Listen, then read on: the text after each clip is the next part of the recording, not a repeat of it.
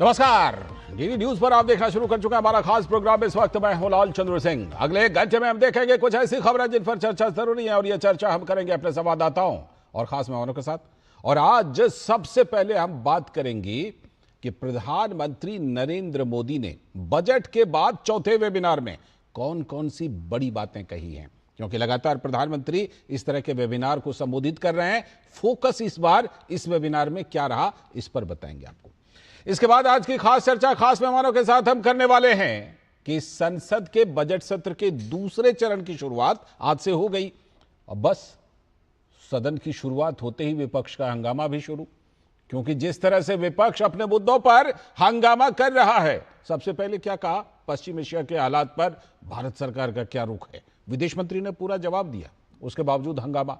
और फिर लोकसभा अध्यक्ष ओम बिरला के खिलाफ जो प्रस्ताव लेकर आया विपक्ष, वो वाला भी मुद्दा है। इन सारे मुद्दों पर विपक्ष हंगामा कर रहा है। इस पर करेंगे खास चर्चा कि क्या हासिल करना चाहता है विपक्ष और सत्ता पक्ष का भी क्या रुख है। और इसके बाद हम एक और बड़े मुद्दे की बात करेंगे और वो बड़ा मुद्दा पश्चिम बंगाल से जुड़ा है, जहां अगले कुछ हफ्तों बाद चुनाव का ऐलान हो सकता है और इसीलिए चुनाव आयुक्त, मुख्य चुनाव आयुक्त ज्ञानेश कुमार के नेतृत्व में चुनाव आयोग की पूरी टीम कोलकाता में है। वहां बैठकें हो रही हैं चुनाव आयोग के कई कार्यक्रम है, लेकिन इस बीच टीएमसी के कार्यकर्ता गो बैक के नारे लगा रहे हैं। बीजेपी ने हमला बोला इस पर। इन सभी मुद्दों पर होगी बात, होंगे तमाम सवाल जवाब, लेकिन सबसे पहले इस वक्त की हेडलाइंस। पश्चिम एशिया संघर्ष पर विदेश मंत्री डॉक्टर एस जयशंकर ने संसद में दिया बयान। कहा, हम पश्चिम एशिया में संवाद और कूटनीति के पक्षधर, भारतीय नागरिकों की सुरक्षा को बताया सर्वोपरि, संबंधित पक्षों से तनाव कम करने, संयम बरतने और नागरिकों की सुरक्षा सुनिश्चित करने का किया आह्वान।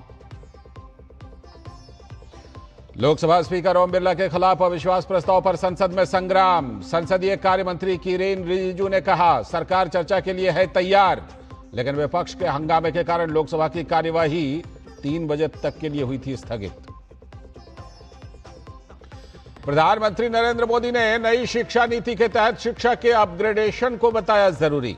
शिक्षा व्यवस्था को अर्थव्यवस्था की वास्तविक जरूरतों से जोड़ने की प्रक्रिया पर दिया बल। पोस्ट बजट वेबिनार में कहा, एआई और ऑटोमेशन के क्षेत्र में भी करना होगा फोकस। दिल्ली शराब नीति मामले में हाई कोर्ट ने सीबीआई की याचिका पर केजरीवाल और सिसोदिया से मांगा जवाब। सीबीआई ने घोटाले से जुड़े सबूत होने का किया दावा, तो दिल्ली भाजपा प्रदेश अध्यक्ष वीरेंद्र सचदेवा ने शराब घोटाले को बताया आम आदमी पार्टी का आपराधिक षड्यंत्र। और पश्चिम बंगाल में चुनाव आयोग से मिला भाजपा का प्रतिनिधिमंडल, प्रदेश में निष्पक्ष चुनाव की अपील। भाजपा ने संवेदनशील बूथों पर विशेष सुरक्षा व्यवस्था की आवश्यकता पर दिया बल, संवेदनशील बूथों पर केंद्रीय बलों की तैनाती की मांग की। ये थी इस वक्त की हेडलाइंस। हम देखते हैं खबरों को विस्तार से और आज हम सबसे पहले बात करने वाले हैं बजट के बाद चौथे वेबिनार में प्रधानमंत्री नरेंद्र मोदी शामिल हुए, क्या कुछ खास कहा। दरअसल यह वेबिनार सबका साथ सबका विकास, जनता की आकांक्षाओं की पूर्ति, यह विषय रखा गया था इस वेबिनार का। इस पर यह वेबिनार आयोजित किया गया, प्रधानमंत्री भी शामिल हुए। इसमें शिक्षा, स्वास्थ्य, पर्यटन सहित 22 बजट घोषणाओं पर चर्चा हो रही है, जिनमें 193 करीब 200 विशेषज्ञ हिस्सा ले रहे हैं। इसमें रोजगार बढ़ाने के उद्देश्य से एनिमेशन, विजुअल इफेक्ट्स, गेमिंग और कॉमिक्स यानी एवीजीसी के लिए कंटेंट क्रिएटर लैब विकसित करने के अलावा स्वास्थ्य पेशेवरों के ये सत्र होंगे। प्रधानमंत्री ने देश के युवाओं के स्वास्थ्य, उनके स्किल और शिक्षा पर विशेष तौर पर जोर दिया अपने संबोधन में। प्रधानमंत्री ने कहा कि युवाओं की आकांक्षाओं को पूरा करना उनकी सरकार की प्रतिबद्धता है। उन्होंने पर्यटन को बढ़ावा देने और उसे नए सिरे से विकसित करने के लिए संपूर्ण प्रयास का भी आह्वान किया। तो जैसा कि हमने आपको बताया, बजट के बाद यह चौथा वेबिनार है जिसमें प्रधानमंत्री शामिल हुए। तो यह वेबिनार सबका साथ सबका विकास, जनता की आकांक्षाओं की पूर्ति, यह विषय है इसकी। तो वेबिनार को संबोधित करते हुए प्रधानमंत्री ने कहा कि जन आकांक्षाओं की पूर्ति ही इस बार के बजट का मुख्य ध्येय है।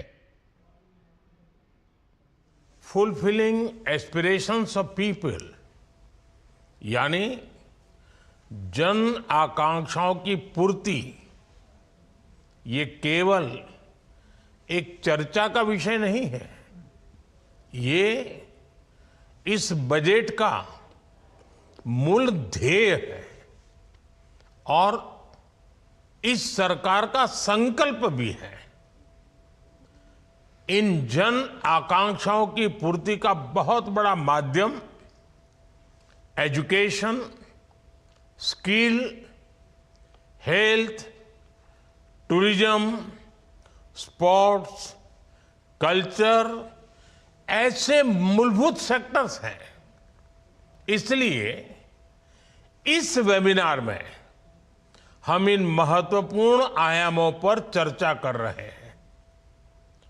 बजट घोषणाओं के इम्प्लीमेंटेशन के लिए इन विषयों से जुड़े सभी एक्सपर्ट्स, पॉलिसी मेकर्स और स्कॉलर्स, एंटरप्रेन्योर्स और मेरे युवा साथी, आप सभी के विचार और सुझाव बहुत अहम है।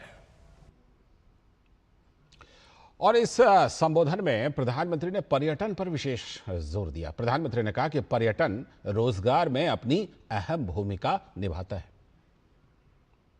टूरिज्म और कल्चर रोजगार के नए अवसर बढ़ाने में बड़ी भूमिका निभाते हैं। जब किसी स्थान पर टूरिज्म बढ़ता है तो उस स्थान या उस शहर की ब्रांडिंग भी बढ़ जाती है। इससे उस शहर का ओवरऑल डेवलपमेंट भी बहुत तेज हो जाता है। भारत में ऐसे ऐतिहासिक स्थलों की कोई कमी नहीं है, लेकिन लंबे समय तक टूरिज्म कुछ चुनिंदा स्थानों तक ही सीमित रह गया। अब हमें देश के कोने कोने में टूरिस्ट डेस्टिनेशन को नए सिरे से डेवलप करने पर फोकस कर रहे हैं।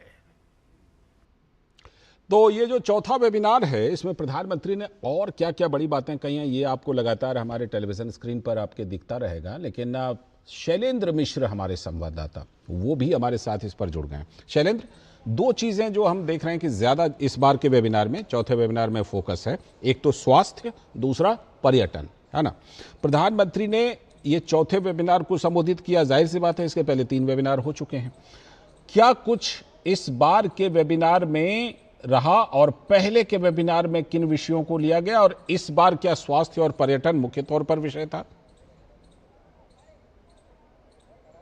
देखिए, इससे पहले जो तीसरा वेबिनार हुआ था वो एग्रीकल्चर विषय पर था, और जिसमें प्रधानमंत्री नरेंद्र मोदी ने जो ज़्यादा उत्पादन देने वाली जो फसलें हैं, या फिर कहें कि हाई यील्डिंग वैरायटी, जैसे नारियल या बाकी जिसमें किसानों को ज़्यादा आय हो सकती है, उन पर अपनी बात रखी थी। और हम जानते हैं कि बजट प्रस्ताव में इस बार नारियल की खेती पर खास फोकस करते हुए प्रावधान किए गए हैं, और खासतौर पर जो नकदी फसलें हैं उनको किस तरह से उत्पादन बढ़ाया जा सकता है, और नेचुरल फार्मिंग की बात की गई थी जी। आज के वेबिनार में जैसा कि आप जिक्र कर रहे हैं कि स्वास्थ्य और टूरिज्म पर बहुत फोकस है, साथ ही साथ इस बात को रेखांकित किया प्रधानमंत्री नरेंद्र मोदी ने कि जो महिलाओं की भूमिका है, यानी जो नए सेक्टर्स उभर रहे हैं, रिसर्च इनोवेशन जैसे जो सेक्टर्स हैं, वहाँ पर भी महिलाओं की ज़्यादा से ज़्यादा भागीदारी हो। हम जानते हैं कि अलग अलग सेक्टर्स में अगर आप देखें बीते वर्षों में, तो महिलाओं ने काफ़ी प्रमुख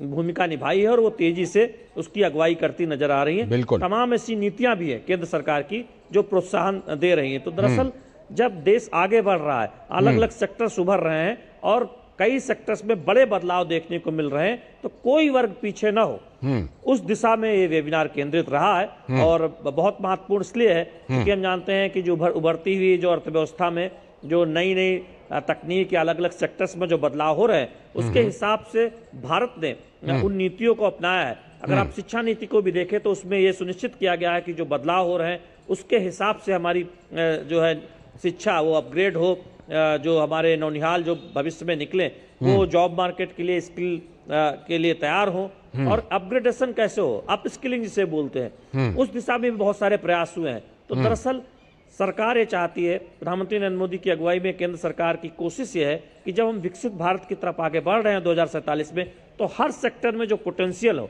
उसका पूरा इस्तेमाल किया जाए और उस सेक्टर में काम करने वाले लोगों को फायदा हो और उसके लिए उनकी अपस्किलिंग की जाए, जो पहले से जॉब मार्केट में है, या फिर लोगों को कौशल युक्त बना के उन्हें जॉब करने योग्य बनाया जा सके। तो ये बहुत एक महत्वपूर्ण एक तरह से पहलू है, और उद्यमिता की ओर तो हम जानते हैं कि बहुत फोकस रहा है। तो सबसे जरूरी बात यह है कि बजट के प्रावधानों को आम लोग जाने, और अलग अलग सेक्टर से एकेडमिया या फिर विशेषज्ञ या एंटरप्रेन्योर्स या फिर जो लाभार्थी हैं जो उसका लाभ उठा सकते हैं, वो लोग उन प्रस्तावों पर चर्चा करें, कैसे उसका लाभ उठा सकते हैं। चीज पर आने वाला था, उस दिशा में ये बहुत महत्वपूर्ण है। मैं इसी चीज पर आने वाला था कि प्रधानमंत्री नरेंद्र मोदी शासन प्रशासन में सुशासन लाने के लिए कई तरह की अपनी नई पहल करते हैं। ठीक, उसमें हम देख रहे हैं कि ये बजट के बाद के जो सम्मेलन होते हैं ये भी एक बहुत बड़ी पहल के रूप में है। अब इसी चौथे वेबिनार की बात ले लीजिए, करीब करीब 200 विशेषज्ञ भाग लेंगे, 193 विशेषज्ञ। इसका क्या फायदा होता है शैलेंद्र, और ये कितना महत्वपूर्ण होता है बजट की बातों को जानने जनाने के लिए और फिर उस पर अमल करने के लिए? देखिए लालचंद्र, हम जानते हैं कि अर्थव्यवस्था के अलग अलग सेक्टर्स हैं, और एक तरह से हर सेक्टर में या हर क्षेत्र में कुछ बजट प्रावधान होते हैं, लेकिन साथ ही साथ बजट प्रावधानों के जरिए कुछ सेक्टर्स को प्रोत्साहन दिया जाता है, नई स्कीम लागू की जाती है, या फिर तकनीक पर फोकस किया जाता है, या उभरते हुए सेक्टर्स में या किसी सेक्टर्स में जो बदलाव आ रहे हैं उस पर एक तरह से प्रावधान किए जाते हैं। तो जब इस तरह के वेबिनार होते हैं जहां पर विशेषज्ञ इकट्ठा होते हैं, उस सेक्टर में काम करने वाले लोग होते हैं, तो उनको मौका मिलता है ये जानने को क्या बदलाव हो रहा है, उस हिसाब से उनको किस बदलाव की जरूरत है और कैसे वो फायदा उठा सकते हैं, चाहे वो किसी स्कीम का फायदा हो। हम जानते हैं कि जब किसान क्रेडिट कार्ड के तर्ज पे मछुआरों को क्रेडिट कार्ड देने की जब योजना शुरू हुई, तो उसकी जब जानकारी मछुआरों को हुई तो हम जानते हैं कि बड़ी संख्या में क्रेडिट कार्ड बनने उनके भी शुरू हुए। या फिर आप देखें कि एग्रीकल्चर के तकनीक की तमाम योजनाएं हैं, जब उसकी जानकारी होती है, चाहे वो डेयरी की योजना हो, पशुपालन की, या फिर कृषि की आधुनिक तकनीक की, ड्रिप इरिगेशन की, तो लोग उसका फायदा उठाते हैं, जानते हैं कि कैसे उसका फायदा लिया जा सकता है। इसी तरह से आप देखें कि अलग अलग सेक्टर्स में जो तकनीक का इस्तेमाल हो रहा है, जब इंडस्ट्री, एंटरप्रेन्योर्स, स्टार्टअप्स सब एक साथ आएंगे तो उसका फायदा उस सेक्टर में ग्रोथ को होगा और अंततः आम आदमी को होगा। जो सरकार का फोकस है कि सभी को साथ लेकर आगे चला जाए, तो इस तरह के वेबिनार उसमें बहुत उपयोगी होते हैं। क्योंकि बजट में कोई प्रावधान हो जाए, उसको अगर वो संबंधित पक्ष के सारे स्टेक होल्डर जानते नहीं अच्छे तरीके से, तो उसका उतना फायदा नहीं मिल पाएगा। सिर्फ सरकार की उसमें भूमिका नहीं है, उसमें सरकार, विशेषज्ञ, उद्योग जगत, फिर लक्षित वर्ग भी जिनके लिए ये योजना है, तमाम लोग, इनकी पूरी भूमिका। ठीक, बहुत बहुत शुक्रिया जुड़ने के लिए और विस्तार से इसके बारे में विश्लेषण करने के लिए, बताने के लिए शैलेंद्र, बहुत बहुत शुक्रिया आपका। हमारे संवाददाता शैलेंद्र मिश्र जुड़े थे, और खासतौर पर जो चौथा वेबिनार बजट बाद का है उसमें प्रधानमंत्री ने बड़ी बातें क्या कही हैं उस पर हम बात कर रहे थे। अभी वक्त है ब्रेक का। ब्रेक के बाद जब लौटेंगे तब करेंगे आज की खास चर्चा खास मेहमानों के साथ, और वो खास चर्चा होगी कि आज ही संसद के बजट सत्र के दूसरे चरण की शुरुआत हुई, और शुरुआत होते ही विपक्ष का हंगामा जारी। किन किन मुद्दों पर किया है हंगामा, इस पर करेंगे बात, इस पर करेंगे खास चर्चा ब्रेक के बाद।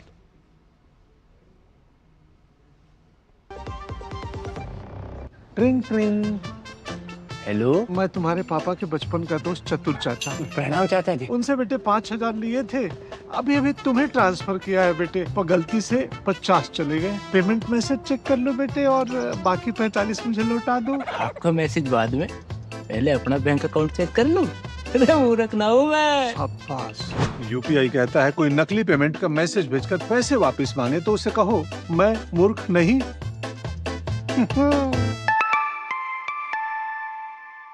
जाइए आप भी किसी का टेस्ट लीजिए। मेरी पसंद, मेरी पसंद, मेरी पसंद, मेरी पसंद, हमारी पसंद, हम सबकी पसंद। मजबूत देश का मजबूत सरिया हो गया स्टील। गांव में आया नया हीरो, खरपतवार का डर हुआ जीरो। अब खेती का काम होगा खास, जब ये सुपरस्टार होगा हर किसान के पास। गांव का superstar steel MH210 power weeder. Steel उपकरण लाए परिवर्तन। स्वागत ब्रेक के बाद। आप देख रहे हैं डीडी न्यूज पर इस वक्त, और जैसा कि ब्रेक पर जाने से पहले बताया था कि अब हम करने वाले हैं खास चर्चा खास मेहमानों के साथ, और वो चर्चा होने वाली है कि आज जो संसद में विपक्ष ने फिर से आज हंगामा काट दिया, क्योंकि आज ही की शुरुआत हुई थी। पहले पूरी रिपोर्ट देखिए। संसद में विपक्ष का हंगामा आज से शुरू फिर से, क्योंकि आज से संसद के बजट सत्र के दूसरे चरण की शुरुआत हुई। तो सबसे पहले लोकसभा में दिवंगत सांसदों को श्रद्धांजलि दी गई। अभी वैसे दृश्य आप राज्यसभा का देख रहे हैं। पहले लोकसभा में दी गई श्रद्धांजलि, और फिर पश्चिम एशिया के संकट पर सरकार का बयान आया। ये अब देखिए, ये लोकसभा के दृश्य अभी आप देख रहे हैं, ये राज्यसभा का इवल के दृश्य अभी। तो उसके बाद राज्यसभा में विदेश मंत्री डॉक्टर, ये लोकसभा का दृश्य है जिसमें कि श्रद्धांजलि दी गई थी दिवंगत सांसदों को। उसके बाद आज सरकार का महत्वपूर्ण बयान आया पश्चिम एशिया के संकट पर। विदेश मंत्री डॉक्टर एस जयशंकर ने सरकार का पक्ष रखा, और यह पक्ष राज्यसभा में रखा गया। ईरान जंग पर भारत का रुख रखा विदेश मंत्री ने, और जो भारत सरकार का रुख स्पष्ट करते हुए विदेश मंत्री ने कहा, एस जयशंकर राज्यसभा में, ये राज्यसभा के दृश्य आप देख रहे हैं, एस जयशंकर ने वहां बयान दिया है। एस जयशंकर ने कहा कि भारत शांति और वार्ता के पक्ष में है। यह साफ तौर पर भारत सरकार का स्टैंड है। और यह भी कहा कि पीएम नरेंद्र मोदी ने खुद खाड़ी के देशों से बात की है पूरे मामले पर, पूरी स्थिति पर। भारतीयों की सुरक्षा के लिए केंद्र की मोदी सरकार प्रतिबद्ध है और सर्वोपरि है। सबसे बड़ी चिंता यही है। मदद के लिए स्पेशल कंट्रोल रूम भी बनाए गए हैं, जो एनआरआई जितने भी भारतीय हैं उनके मदद के लिए। लेकिन विदेश मंत्री एस जयशंकर के बयान के दौरान विपक्ष का हंगामा भी जारी रहा। तो विपक्ष के व्यवहार पर राज्यसभा में जो नेता सदन है जेपी नड्डा, उन्होंने नाराजगी जताई। जेपी नड्डा ने विपक्ष को बताया गैर जिम्मेदार। कहा विपक्ष को देश के विकास से कोई सरोकार नहीं है, विपक्ष सिर्फ राजनीति करने में दिलचस्पी रखता है। जेपी नड्डा ने विपक्ष पर यह हमला बोला। और इन सब के बीच एक और मुद्दा है, जो कि पिछली बार जो पहला चरण था बजट सत्र का, उसी दौरान यह साफ हो गया था कि स्पीकर के खिलाफ अविश्वास प्रस्ताव पर विपक्ष जोर दे रहा है। तो संसद में इस पर भी संग्राम है। संसदीय कार्य मंत्री किरण रिजिजू ने कहा कि हम तो सब चीज पर चर्चा के लिए तैयार हैं। साथ ही जेपी नड्डा ने कहा, मामले में विपक्ष पर राजनीति करने का जेपी नड्डा ने आरोप लगाया। संसद में हंगामा करना ही विपक्ष का एकमात्र मकसद रह गया क्या, जेपी नड्डा ने बोला। लेकिन दूसरी ओर विपक्ष अपनी मांग पर अड़ा हुआ है, कह रहा है कि हम तो अपनी मांग के मुताबिक चर्चा चाहते हैं। केसी वेणुगोपाल को आप देख ही रहे हैं, वो कह रहे हैं कि भाई हम तो चर्चा चाहते हैं लेकिन हमें मौका नहीं मिल रहा। लेकिन आज जो सबसे बड़ी बात हुई वो ये कि आपको याद होगा कि कांग्रेस की बड़ी नेता सोनिया गांधी ने एक आर्टिकल लिखा था अखबार में। उसमें खासतौर पर सरकार की जो पश्चिम एशिया को लेकर विदेश नीति उस पर सवाल उठाया था। आज विदेश मंत्री डॉक्टर एस जयशंकर ने स्थिति स्पष्ट कर दी। पश्चिम एशिया को लेकर स्थिति पर उन्होंने साफ तौर पर बयान दिया। कहा प्रधानमंत्री नरेंद्र मोदी पश्चिम एशिया की स्थिति पर लगातार नजर रखे हुए हैं। Given the gravity of the situation, the Cabinet Committee of Security, CCS, met on 1 March under the chairmanship of the Honorable Prime Minister.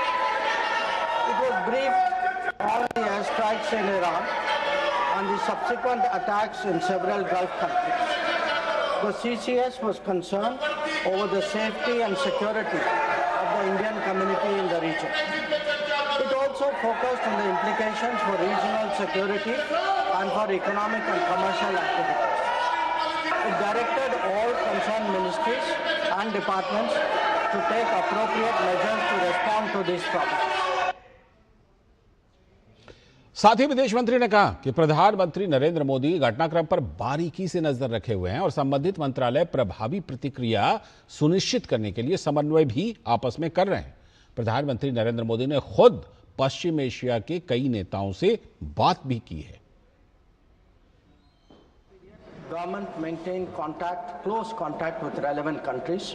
Honorable Prime Minister himself has spoken to the President of UAE, the Amir of Qatar, the Crown Prince of Saudi Arabia, the Crown Prince of Kuwait, the King of Bahrain, the Sultan of Oman, the King of Jordan, and the Prime Minister of Israel.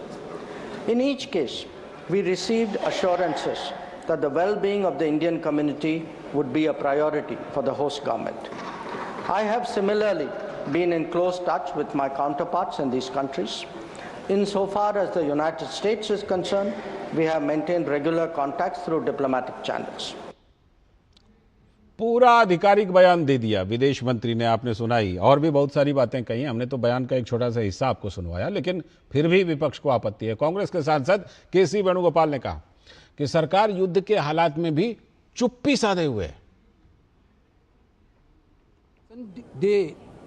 More importance is the issue relating to the common people of this country. Fuel prices are rising day by day, and Gulf countries people are very much worried about their future.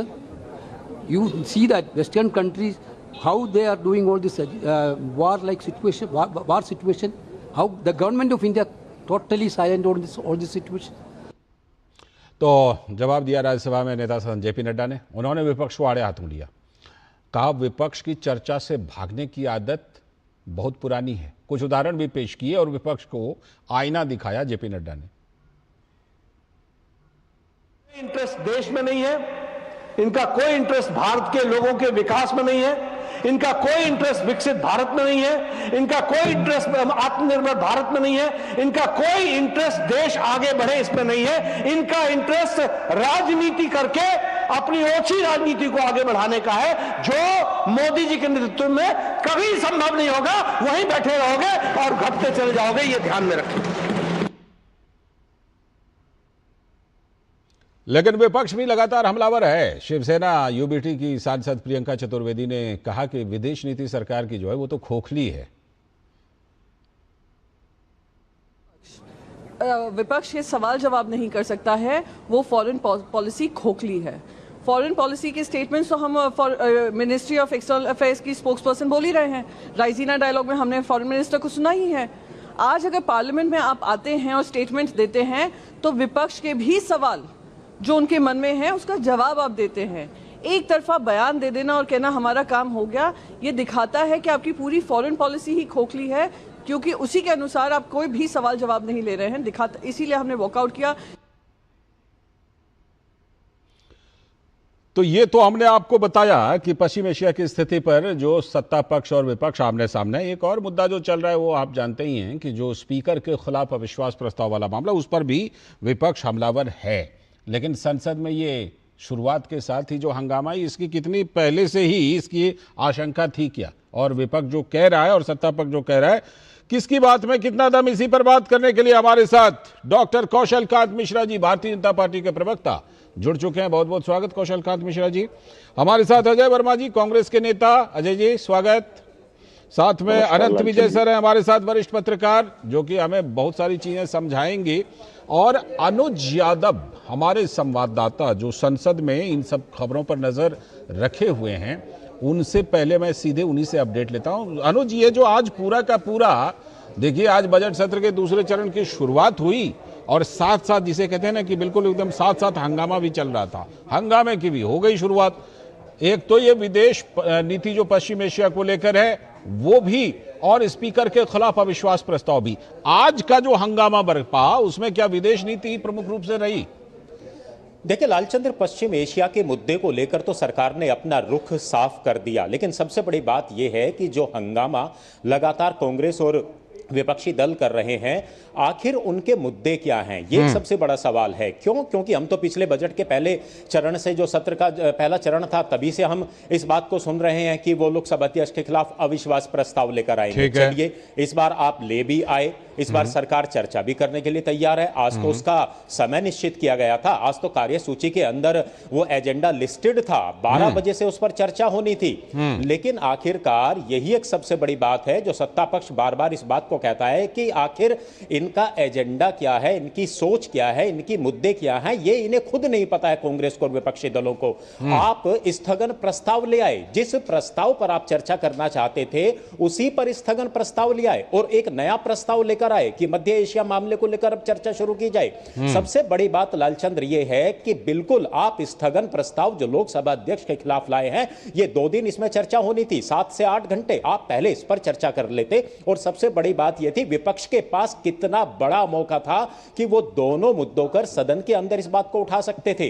लेकिन आप देखिए, सदन के बाहर media के कैमरों के सामने तो आप मुद्दों को उठाते हैं, सवाल पूछते हैं, लेकिन सदन के अंदर जो जनता ने आपको चुनकर भेजा है, उस सदन के अंदर आप सवाल उठाने से क्यों बचते हैं, चर्चा करने से क्यों बचते हैं? ये लगातार सवाल विपक्ष, पूरे विपक्ष पे आज उठ रहे हैं। और ये तस्वीरें पहले भी हमने सदन के अंदर देखी है कि जब सत्ता पक्ष चर्चा के लिए किसी मुद्दे पर तैयार होता है तो विपक्ष भाग जाता है। ठीक है, कहीं ना कहीं जिसे कहते हैं ना, इसे कहते हैं फुटबॉल की भाषा में अगर कहें तो गोल पोस्ट बदलना, है ना। अनंत सर, ये गोल पोस्ट बदल जाएगा, इसकी आशंका उस दिन हो गई थी जिस दिन सोनिया जी का वो आर्टिकल आया था अखबार में कि ऐसा लग रहा है कि स्पीकर के खिलाफ अविश्वास प्रस्ताव तो विपक्ष उठाएगा ही, लेकिन उससे पहले वही करेगा जो अभी हमारे संवाददाता अनुज बता रहे थे कि पहले पश्चिम एशिया पर इस तरह की टकराहट देखने को मिलेगी विदेश नीति पर। लालचंद जी, एक फिल्म का डायलॉग है, मेरा वचन ही शासन है। हाँ, दरअसल विपक्ष इस पंक्ति से इतना आकर्षित है कि वो हर समय यही सोचता रहता है। देखिए, संसद जो है, आप लंबे समय से संसद को देख रहे हैं, संसदीय कार्यों पर आपने बहुत लंबा काम किया है जी। लालचंद जी, ऐसा कब होता है बताइए कि कोई विदेशी मामला या कोई महत्वपूर्ण मसला अगर आता है तो संबंधित मंत्री उस पर बयान देते हैं। चर्चा के लिए नियम के अंतर्गत मांग करनी होती है, उसके लिए अलग से प्रविधान है। बावजूद इसके आप संसद शुरू होते हुए जो चीज पहले से तय है, और ये ऐसा कुछ नहीं होता, बिजनेस एडवाइजरी कमेटी में हर दिन के बिजनेस के बारे में तय होता है और उसमें विपक्ष के नेता भी होते हैं, विपक्ष के सांसद भी होते हैं। लेकिन जब वो संसद के जब वो सदन में आते हैं, पता नहीं क्या हो जाता है उनको। आज अगर हमारे विदेश मंत्री ने एक बयान दे दिया, बयान आपने सुन लिया, आपकी संतुष्टि असंतुष्टि उसको आगे आप प्रकट करने का अवसर आपको मिलेगा। संसदीय परंपरा में ऐसी व्यवस्था है, आप नोटिस दे सकते हैं उस पर चर्चा के लिए। आप अचानक से आपने कार्य स्थगन प्रस्ताव पेश कर दिया, ये उचित नहीं है। अब आप बताइए, आपने एक लोकसभा के अध्यक्ष के खिलाफ आपने अविश्वास प्रस्ताव दिया हुआ है। जो रिसेस हुआ बजट सेशन में, उसके पहले ये निर्णय हो गया था कि सोमवार को जब रिकन्वीन होगी पार्लियामेंट तो उस दिन उस पर चर्चा होगी, सबसे पहले चर्चा। और आपने बहुत कायदे से समझाया है दर्शकों को अपने कि संसद आरंभ हुआ, उसके बाद दिवंगत सदस्यों को ये दिया गया, उसके बाद वैश्विक स्थितियों को देख के विदेश मंत्री ने अपना बयान संसद के समक्ष रखा कि सरकार का ये पक्ष इस मसले पर है। उससे विरोध होना ना विरोध होना ये सब अलग बाद में बातें हैं, उसके लिए रूल बुक है, उस रूल बुक के आधार पर आप आइए। लेकिन विपक्ष को ये लगता है, दरअसल विपक्ष के पास कोई मुद्दा नहीं। ठीक, आप गैर मुद्दों को मुद्दा बनाकर संसद को ठप करते हैं और टैक्स पेयर के पैसे को बर्बाद करते हैं। क्या यही मकसद रह गया? जी। और अगर आपके पास मुद्दा होता, आप इस पे चर्चा करा लो ना, आप उस पे नोटिस दो कि भाई इस पर इसका फैसला हो जाए, सदन के सभापति आसीन हो जाए अपने आसन पे, उसके बाद आपको जो चर्चा करनी हो करिए, आप नोटिस दीजिए, आपका अधिकार है। उस अधिकार से कहां कोई किसी को इनकार है? लोकतंत्र में तो ये अधिकार रहता ही है। मैं आता हूं दूसरे राउंड में आपके पास। अजय वर्मा जी, देखिए, एक तो सबसे पहली बात कि स्पीकर को लेकर के नोटिस दिया, ओके, ये क्लियर हो गया कि स्पीकर के खिलाफ नोटिस पर सबसे पहले सुनवाई होगी। सत्ता पक्ष राजी, सत्ता पक्ष ने कह दिया हाँ भाई होगी सबसे पहले, उसके बाद ही स्पीकर जाएंगे, नहीं तो स्पीकर तब तक जाएंगे ही नहीं आसन पर। यह बात हो गई। अब इसके बाद संसद में बयान आ गया विदेश मंत्री का। अब सवाल यह है कि फिर क्या मतलब ये गोल पोस्ट बदलने की कोशिश है अजय वर्मा जी? जो मांग थी जिस पर बिजनेस एडवाइजरी कमेटी बीएसी में विपक्ष के नेता शामिल होकर सहमत हुए कि हाँ सबसे पहले स्पीकर के खिलाफ अविश्वास प्रस्ताव पर करेंगे बात, फिर ये एकाएक गोल पोस्ट क्यों बदल गया? लालचंद जी नमस्कार। नमस्ते सबको मेरा। और ये जल थल वायु यानी देवताओं के, राक्षसों और मनुष्यों में अपनी लेखनी और कलम की बात रखने वाले अनंत विजय जी बड़े बेबाक पत्रकार है, बड़े अच्छे लगता है, बड़े अच्छे लिखते भी हैं, बढ़िया बात है। हमें बड़ी खुशी होती है कि देश में ऐसे भी लोग। लेकिन मैं दूसरी चीज बता रहा हूँ। नड्डा जी अभी भाषण में सुन रहा था, आप भी बता रहे थे, सोनिया जी ने एक चिट्ठी लिखी जी। तो चिट्ठी का है वो था टाइटल, त्रासदी की घातक मौन स्वीकृति, साइलेंसी, सरेंडर, कॉम्प्रोमाइज्ड। ठीक है, अब आप वो नड्डा साहब के उस पर आ जाइए। नड्डा साहब ने कहा ओछी राजनीति, अफवाहों की राजनीति। चलो भाई हम ओछे हैं, हम अफवाह फैलाते, एक कहानी, एक 2 शब्दों का किस्सा सुनाता हूँ कि एक आदमी की नाक कट गई ऊपर से। वो मोहल्ले से निकलता था, तो वो निकलता था तो मोहल्ले के नुक्कड़ पर खड़े हुए लोग कहते थे, अरे भाई नकता आ रहा है, नकता आ रहा है। बेचारा बड़ा अपने आप को ही समझता ये नकता आ रहा। तो उसे आप जैसा योग्य कोई एंकर लालचंद जी मिल गया, उसने आपसे शिकायत करी कि भाई साहब मुझे नकता नकता कह के रोज चिढ़ाते, मैं क्या करूं। तो आपने अपने उसमें से एक तीर निकाला तर्कस में से, बोले कल को जब तुम जाओ ना वहां, तो इनके पहुंचने से पहले ये कुछ बोले, आप कह देना हाँ भाई नाक वाले खड़े हैं, नाक वाले खड़े हैं, नाक वाले खड़े हैं। अब वो गया अगले दिन, और जैसे ही उन्होंने बोले नकता बोलने से पहले उन्होंने कहा भाई नाक वाले खड़े हैं, नाक वाले खड़े हैं, तो वो चुप हो गया। अगले दिन से उसे नकता कहना बंद कर दिया। तो हम तो ओछे ठीक है, हम अफवाही ठीक है, लेकिन जो ये नॉन ओछे और नॉन अफवाह वाले लोग हैं, जब देश को सरेंडर करते हैं, मुद्दों पे बात नहीं करते हैं। मैंने आपके एक चैनल पर पहले कहा था कि इस युद्ध के बाद हमारे यहाँ कीमत बढ़ जाएंगी गैस की और पेट्रोल की। आपने कहा ये अफवाहें फैला रहे हैं। हमने ये नहीं कहा, हमने ये नहीं कहा सर। एक सेकंड, हमने ये नहीं कहा ना, इसीलिए तो बोल रहा हूँ, हमने ये सर आप नहीं थे एंकर। सुन लीजिए, मैं आज फिर एक रहस्य उद्घाटन कर रहा हूँ, आज फिर आपसे बात कर रहा हूँ जो 2 दिन बाद 3 दिन बाद लागू होने जा रही है इस देश में। और अनंत विजय जी मानेंगे कि अभी तो 60-61 रुपए सिलेंडर पे बढ़े, अब पेट्रोल पे पैसे बड़े मिलेंगे, भाड़े में पैसे बड़े मिलेंगे, और सारी चीजों में ये रुकने वाले नहीं है। ये महंगाई का दर जो है ना, ये एक प्लान से बढ़ती चली जाएगी, लेकिन जनता को कुछ नहीं होगा। हमारे पास स्टॉक 70 दिन का एक स्टॉक तेल का देश की सरकार के नियम अनुसार होता था, लेकिन 25 दिन का ही क्या हुआ, फिर ट्रंप ने आदेश करे कि 30 दिन के लिए अनुमति देते हैं। अरे वो कौन होता है अनुमति देने वाला? इन्हीं सब पर चर्चा आप चाह रहे थे क्या संसद के अंदर, इन्हीं सब चीजों पर? सर इसी को, हाँ देखिए, हम ये चाह रहे हैं संसद में पार्लियामेंट का मूल स्वरूप ना कर लीजिएगा। अगर हम इस स्पीकर को हटाने के लिए चर्चा है तो 5 घंटे आज दिए, 5 घंटे कल दिए, 10 घंटे के लिए कहा है ना, ठीक है। फिर हमारे नेता राहुल गांधी जी ने, केशव वेणुगोपाल जी ने, कांग्रेस के और लोगों ने, विपक्ष के लोगों ने कहा कि आपकी विदेश नीति खोखली है। ठीक है, खोखली थी और खोखली रहेगी। मैं कहता हूं हर चीज पर चर्चा कर लीजिएगा, विदेश नीति पर भी चर्चा कर लीजिएगा। युद्ध के कारण कौन सी चीजों की कीमत कहां कितनी बढ़ रही है, किस देश में नहीं बढ़ रही है इस धरती पर, वो भी चर्चा, भारत में कितनी बढ़ रही है, बगल में कितनी, सब चर्चा हो जाएगी। मैं ये कह रहा हूं कि जो तय किया था विपक्ष ने मिलकर के, उस पर रहना चाहिए था ना, और जितना कामकाज होता विपक्ष को उतने मुद्दों पर चर्चा का अवसर मिल जाता, उसमें विदेश नीति पर भी चर्चा हो जाती, महंगाई पर भी चर्चा हो जाती। कामकाज होगी तब ना चर्चा कीजिएगा, और कामकाज ही नहीं होने दीजिएगा, चर्चा कहां से होगी?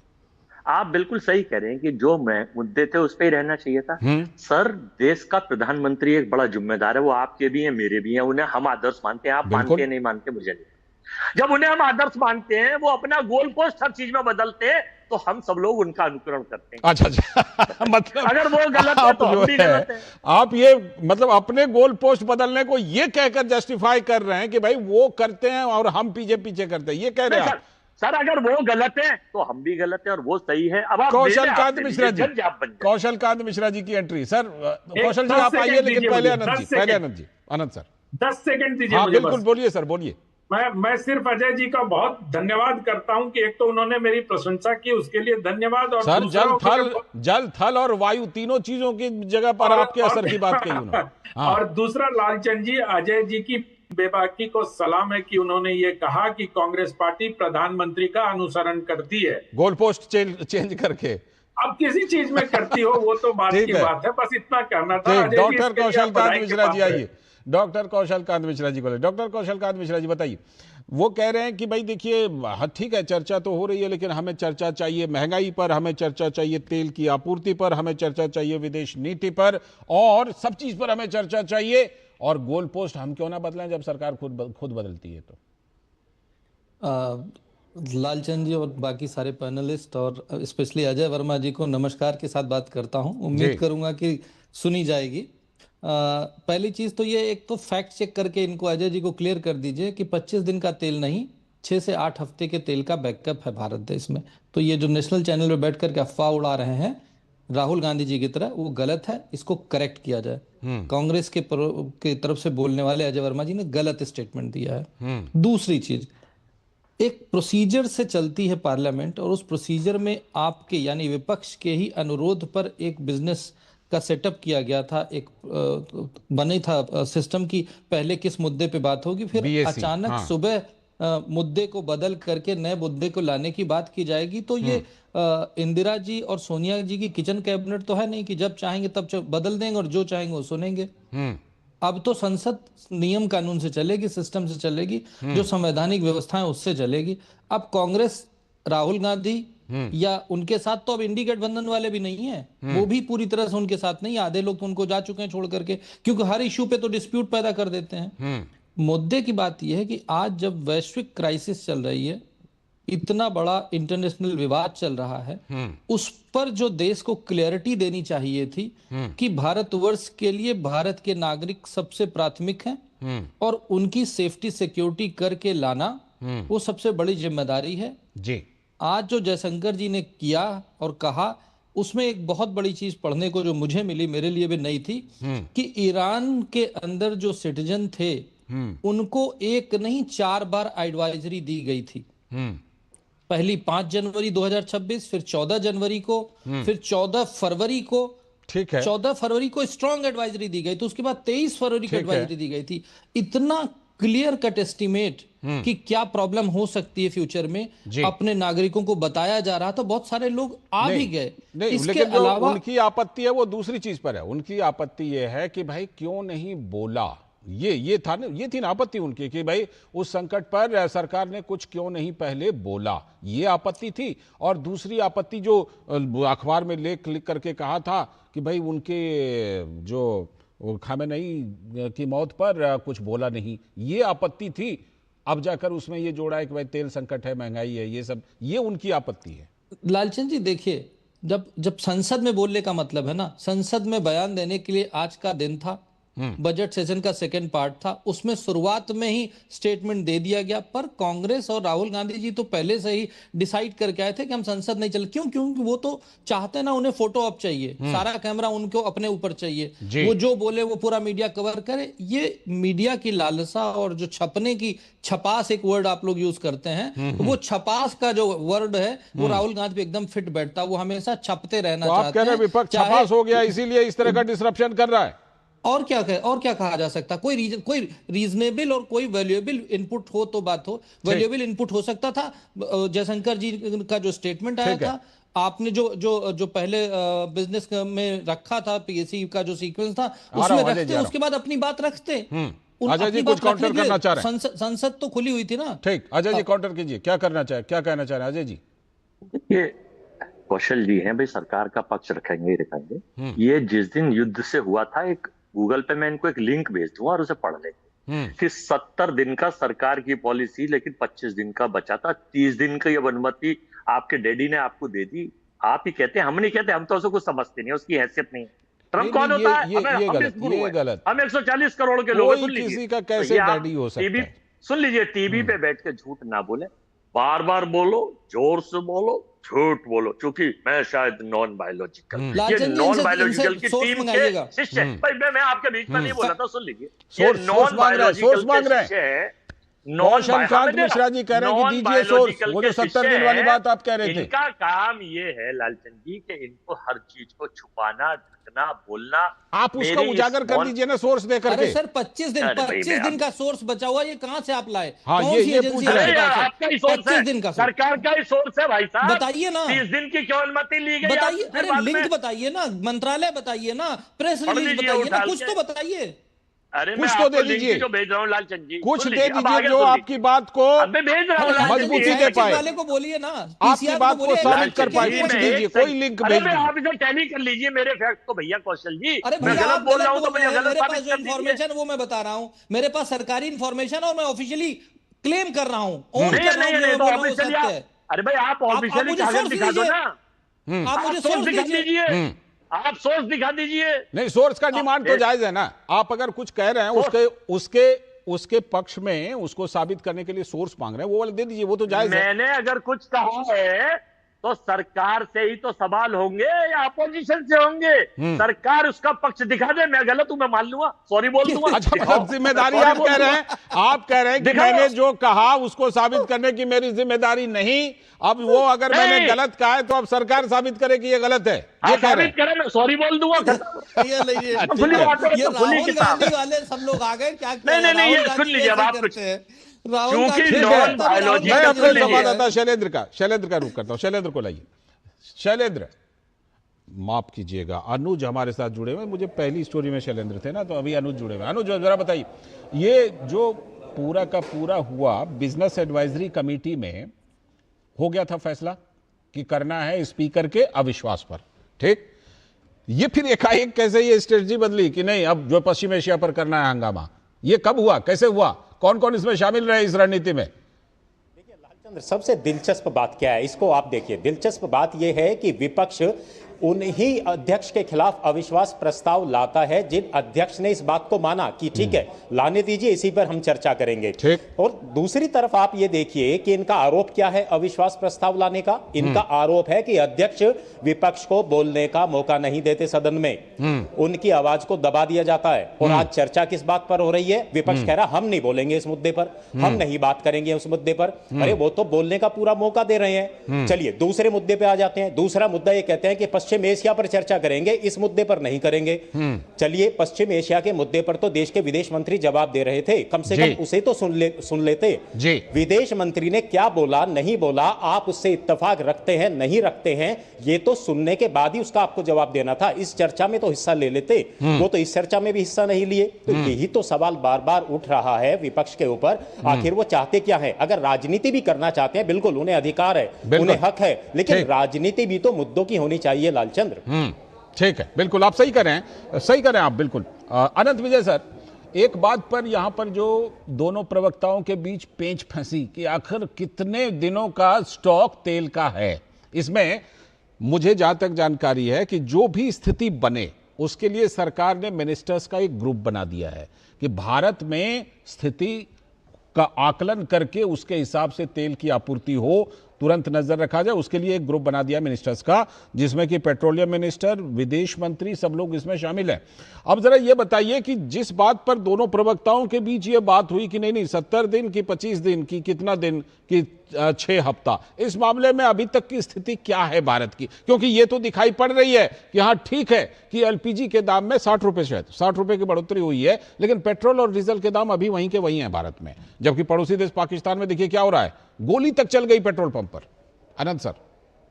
लालचंद जी, मैं आपके प्रश्न का उत्तर दूं, एक बार फिर कॉम्प्लीमेंट करना चाहता हूं मैं अजय जी को। अजय जी इतने अच्छे मिमिक्री आर्टिस्ट भी हैं, ये भी आज आपके शो में हमें पता चला।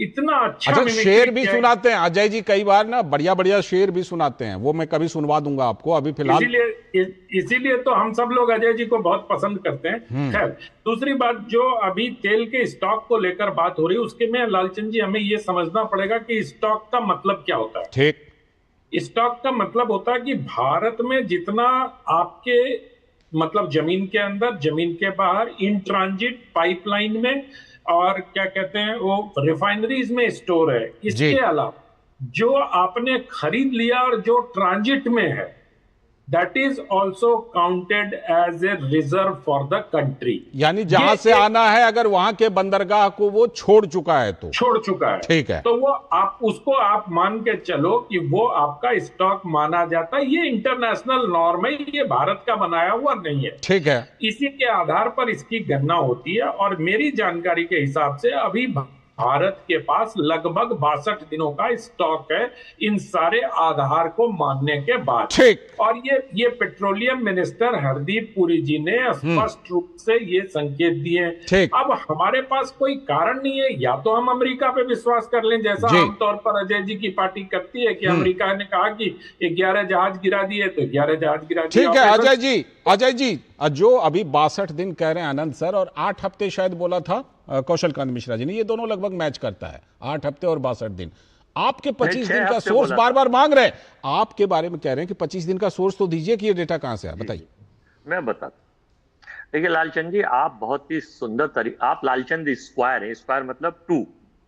एक तो आप पत्रकारिता का बहुत बढ़िया पहलू रखते हैं, और दूसरा सरकार का भी बड़ा सेफ गार्ड पे। ये देखिए मैंने कौन सा पक्ष रखा, पक्ष रखने के लिए कौशल कांत मिश्रा जी आगे तो सुन लीजिए, मैं कोई आपकी बुराई नहीं कर रहा, मैं तो आपको ये बताना चाह रहा हूं कि अनंत विजय जी ने अपनी बात अच्छे तरीके से रखी, लेकिन मैं जो आपको बता रहा हूं, जैसे ईरान युद्ध शुरू हुआ था, आज से कितने दिन हो गया, शायद 8वां दिन है, 9 दिन हो गए।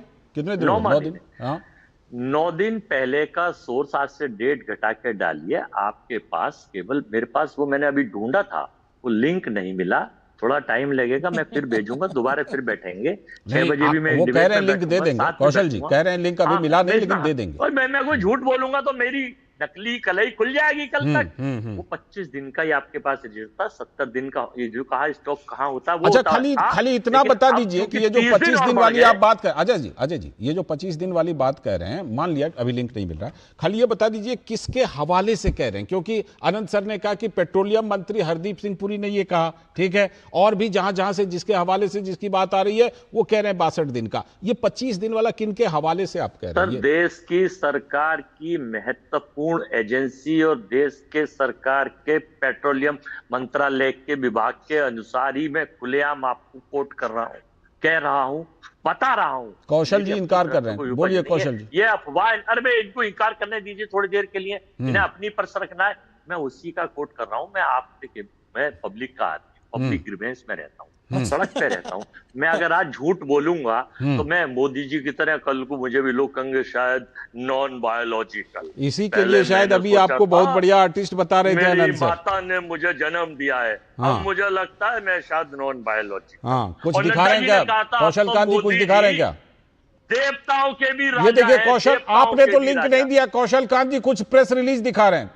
कौशल पेट्रोलियम, हाँ ये देखिए, India's petroleum industry fuelling growth and innovation, ये 27 जनवरी 2025 का एक पोस्ट पीआईबी का दिखा रहे हैं। हाँ ठीक, और उसमें ये पहले पूछिए इनसे, अरे सुनिए ना, उसमें ये क्लियर कट लिखा हुआ 16% इंक्रीज हुआ है, जो 2025 इनके 2014 के पहले 16%।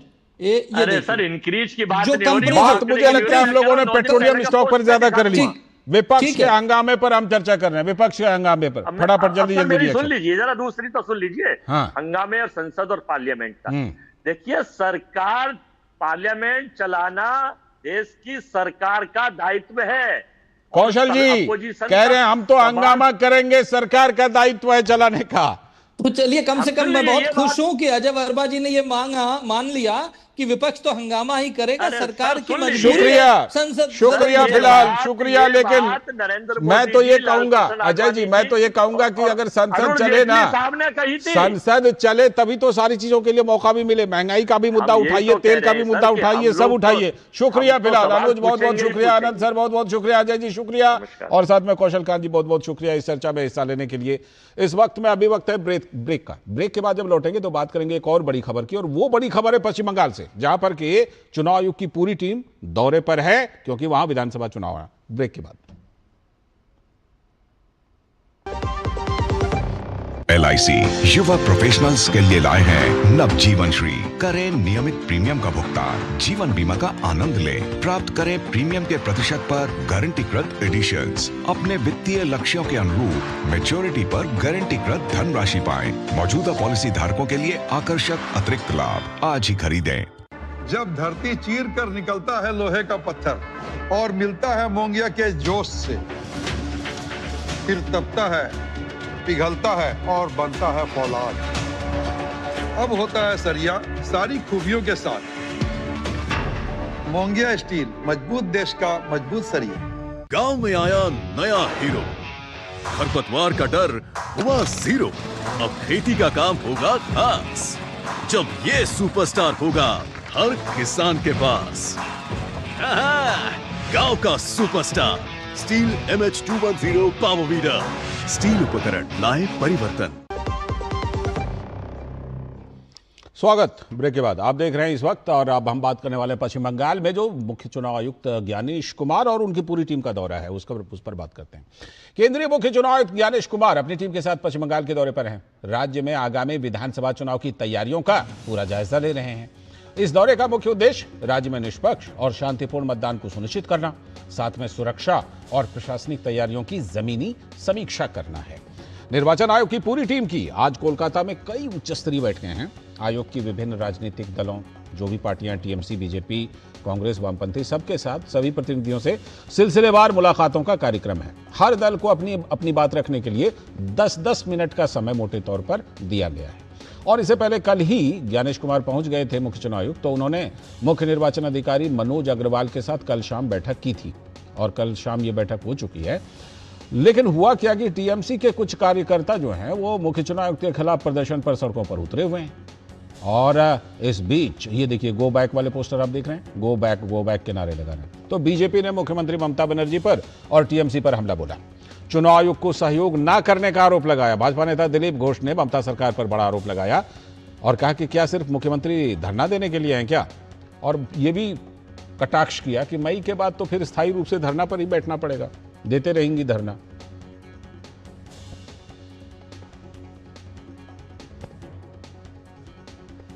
तो जैसा हमने बताया मुख्य निर्वाचन आयुक्त ज्ञानेश कुमार दौरे पर हैं, तो उन्होंने बहुत ही छोटी सी प्रतिक्रिया दी, सुनिए आप भी।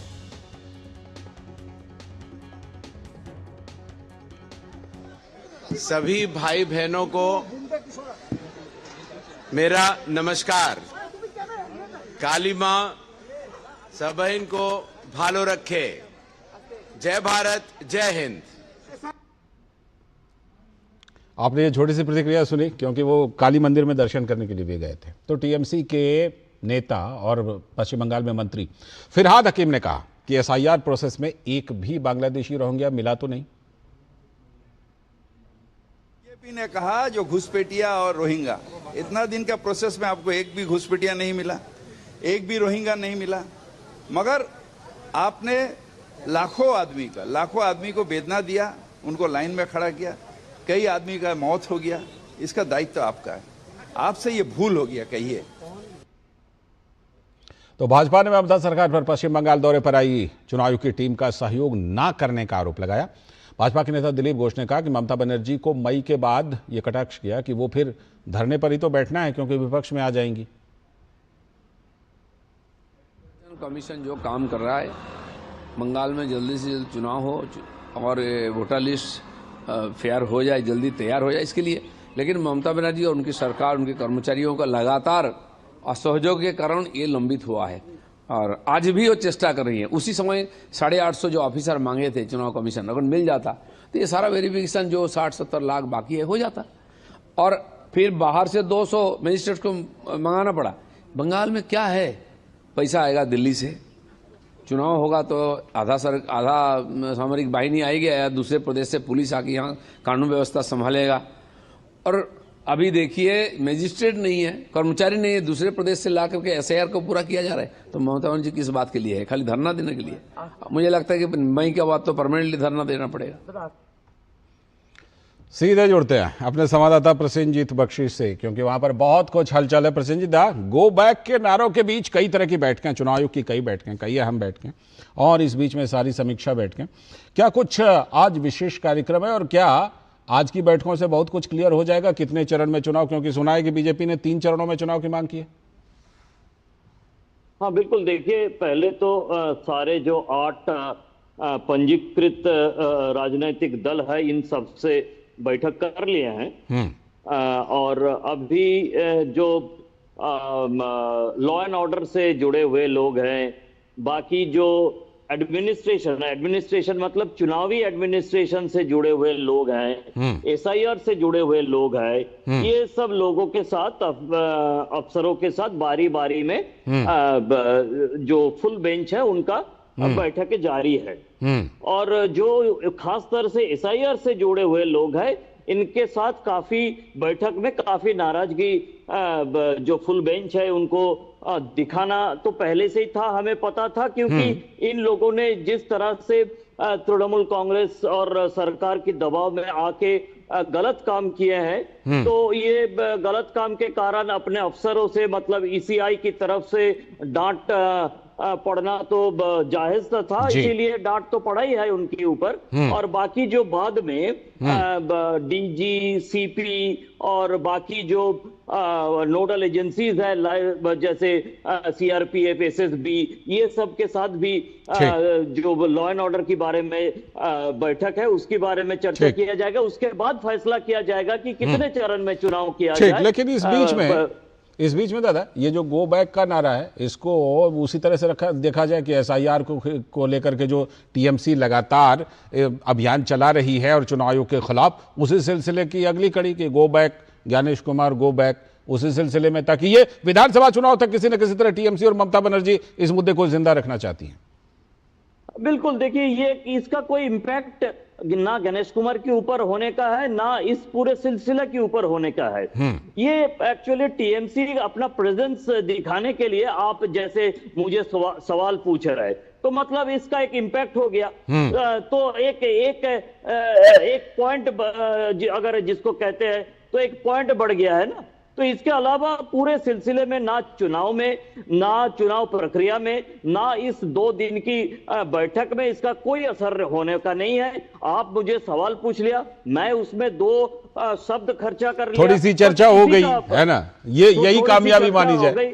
ठीक है, ये अगर ममता बनर्जी के लिए बड़ी बात है तो बड़ी बात है, बाकी इसका कोई खास महत्व है नहीं। लेकिन आगे चलकर जब तारीखें आएंगी तो हम लोग करेंगे ही चर्चा। फिलहाल आपका बहुत बहुत शुक्रिया और इसी के साथ इस वक्त की पूरी टीम को दीजिए अनुमति। नमस्कार।